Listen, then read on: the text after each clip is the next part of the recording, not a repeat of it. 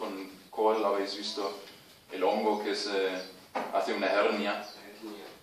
¿La raíz? Sí. En tierras fuertes, He visto algo, sí. arcillosos, Pero no mucho. se abultan las raíces. Se forman como colonias, como un cáncer casi, encima de la raíz.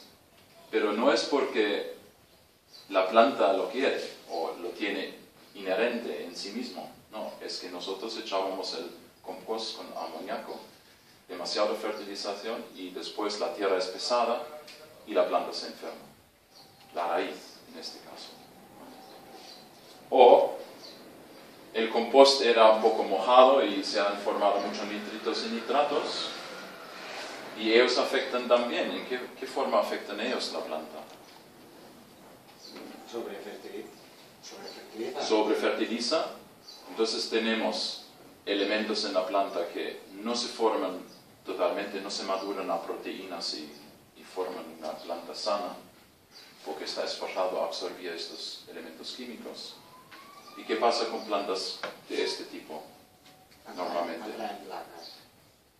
atraen pulgones, la mosca blanca, hasta la tuta.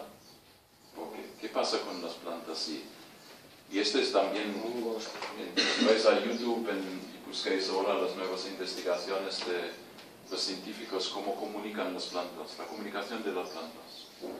Antes hablaban de la sociología de las plantas, ahora han investigado. Y esta forma social,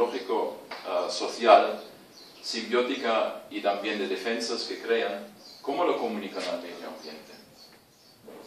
¿Alguien ha visto cómo? ¿O notado? Cuando cortamos césped, ¿qué sale? Olor. Los aromas y olores. ¿Vale?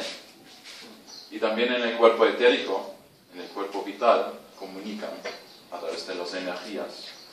Pero físicamente se manifiesta a través de los olores. ¿Qué atraen los olores? Insectos. Tanto los beneficiosos como los dañosos, nocivos.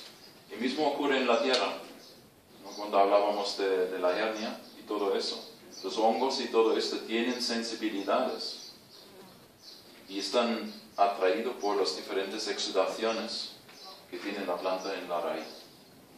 Y si la planta tiene exudaciones normales, equilibradas, sanas, por equilibrio en el medio ambiente, en el suelo, en el medio ambiente atmosférico cósmico, atraen una variedad completa, compleja, de, por ejemplo, en la tierra, bacterias dañosos, bacterias beneficiosos y bacterias neutrales.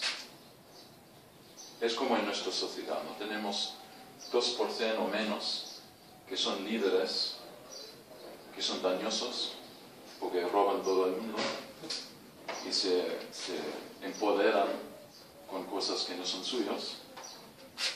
Y en la tierra es el mismo, hay unos microbios que lo hacen.